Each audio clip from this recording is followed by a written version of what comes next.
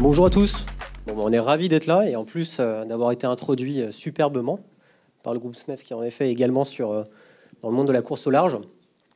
Alors Virtual Regatta, c'est quoi? Concrètement, en fait, ce sont deux jeux de voile, donc à destination de passionnés ou de joueurs en fait plus réguliers, on va dire. Et alors, il faut savoir que le Virtual Regatta, grosso modo, il y a 2 ou 3% de la population française qui a joué à ce jeu au moins une fois dans sa vie. Donc concrètement, dans cette salle-là, on est à peu près sûr qu'il y ait plusieurs personnes qui ont déjà joué à Virtual Regatta. C'est à destination, finalement, comme je disais, de passionnés qui, à défaut de pouvoir s'acheter un bateau de 12 millions d'euros, en fait, vont pouvoir également jouer sur Virtual Regatta, quoi.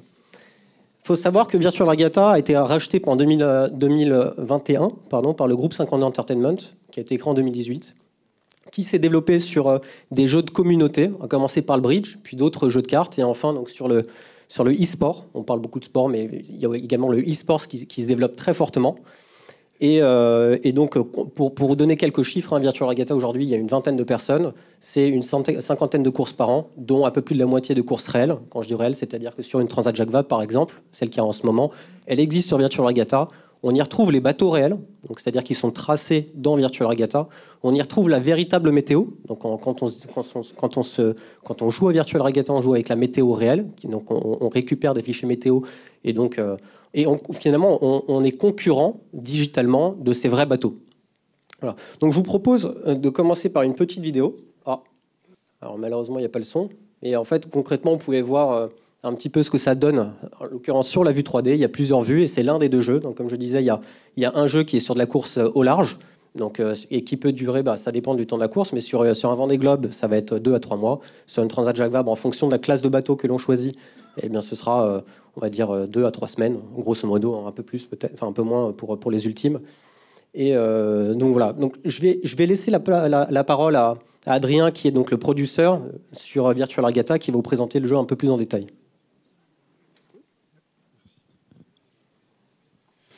Bonjour à tous. Donc, je m'appelle Adrien Huffert, je suis producteur de Virtual Regatta donc depuis assez peu longtemps, mais je vais essayer de quand même vous présenter ce que je connais du jeu.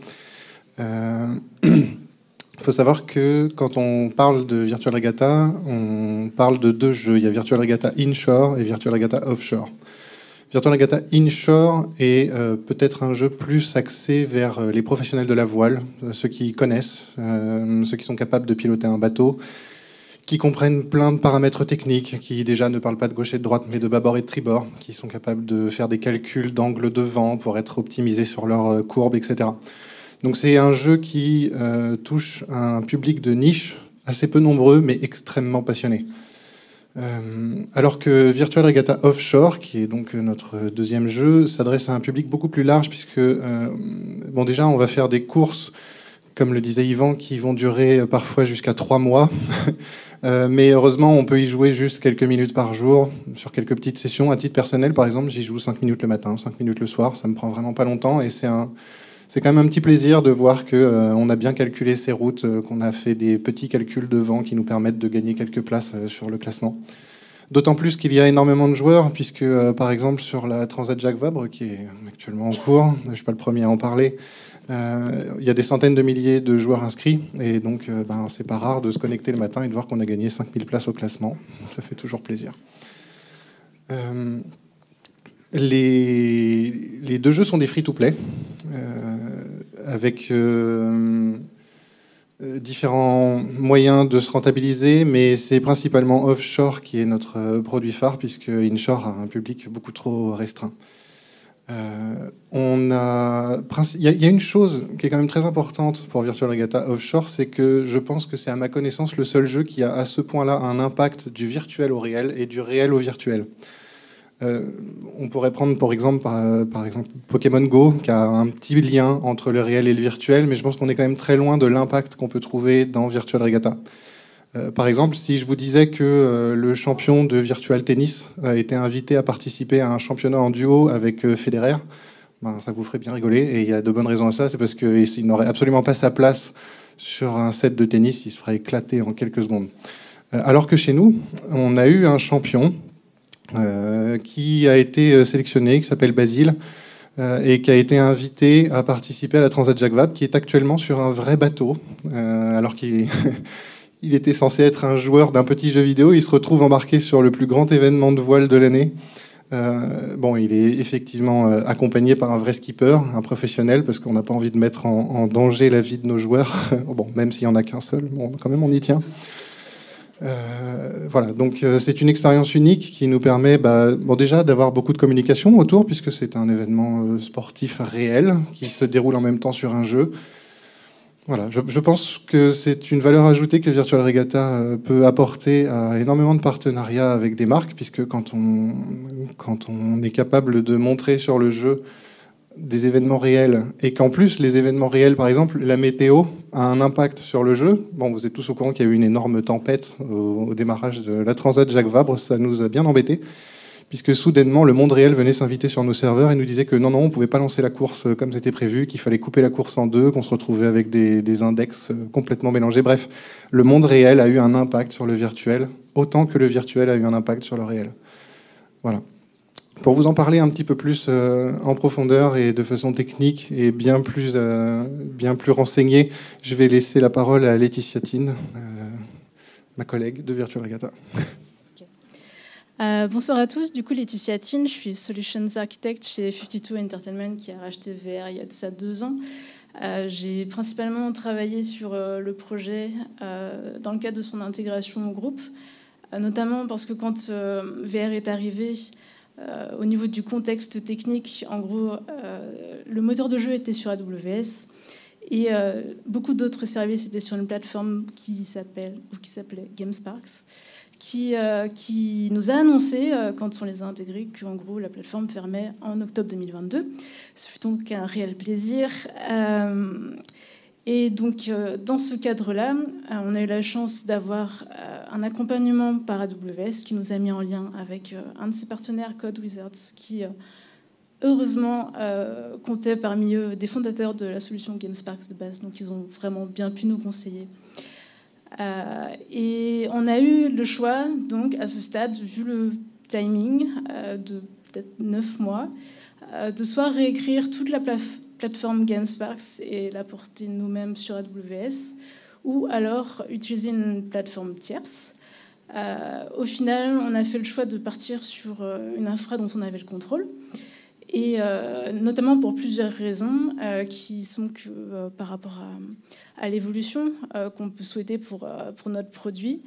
Du coup, ça permettait plus de maniabilité et de vraiment rajouter ce qu'on voulait quand on voulait. Voilà. Je suis la personne tech, mais j'ai des papiers. Et donc, oui, toute cette partie accompagnement, donc AWS nous a proposé de prendre part à un programme de migration et modernisation des infras. Et du coup, c'était un soutien tant technique que financier. Et grâce à eux, on a réussi à migrer tous nos services à temps avant la fermeture de GameSparks. Et du coup, ils ont sauvé plein de e-sailors. Et pour ça, merci AWS.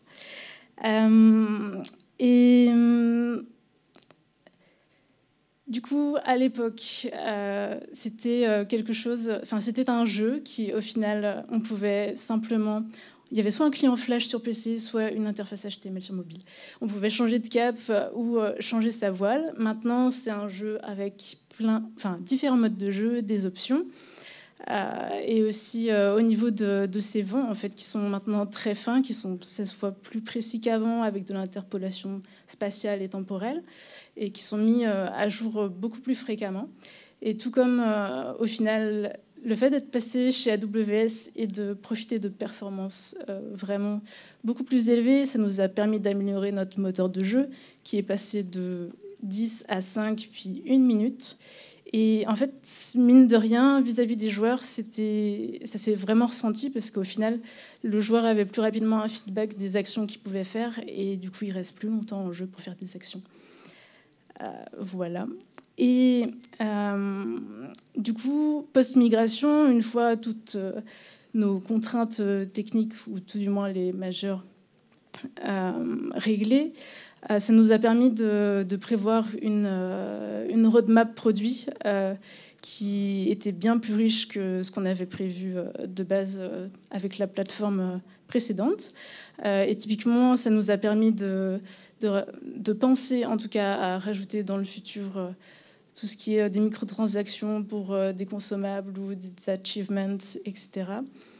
À l'heure actuelle, on a la chance de pouvoir bénéficier de plusieurs leviers. On a le B2C avec des abonnements assez traditionnels et des achats en jeu. Après, on a des partenariats, et pas des moindres, avec des skippers, des fournisseurs, des organisateurs de courses. Et justement, ça nous permet d'organiser des événements assez fédérateurs, avec les courses réelles, comme là, donc la Transat Jacques Vabre qui est en cours, ou le Vendée Globe l'année prochaine.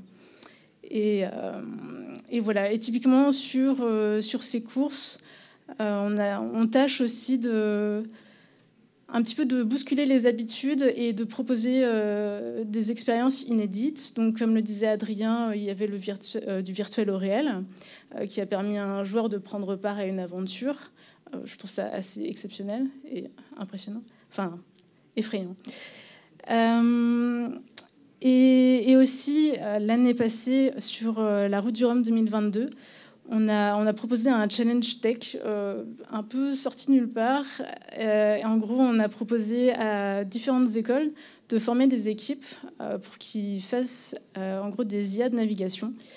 Et en gros, en parallèle, et des bateaux réels et des joueurs, qui d'ailleurs, les joueurs sont souvent un mix entre très peu de skippers vraiment avérés. Il y a, je pense, plus de la moitié qui sont des gens qui n'ont jamais mis le pied sur un bateau. Et donc ces IA pilotaient des robots en jeu. Et donc ils ont eu eux-mêmes un challenge et ça nous a permis typiquement de toucher un public plus étudiant par rapport à d'habitude. Et aussi, comme ça a été évoqué, là pour les JO 2024, potentiellement la retranscription du tracé de la flamme voilà, qui allait arriver jusque Marseille. Juste pour finir, je voulais ajouter un petit point. Imaginez une seconde qu'il y a plus d'1 million de joueurs sur Virtual Regatta, sur un événement comme le Vendée Globe. C'est 1 million de joueurs sur une seule map. Donc c'est le seul jeu au monde, pour le coup, sur lequel il y a jusqu'à 1 million de joueurs sur une seule map. Donc on peut imaginer toute la complexité technique induite par ça. Et c'est en ça où AWS nous aide. Dernière chose, j'en profite, le Vendée Globe, c'est l'année prochaine. Inscrivez-vous, franchement, je vous le dis. C'est plus d'1 million de joueurs sur un Vendée Globe, il y a forcément des amis qui vont jouer. Merci.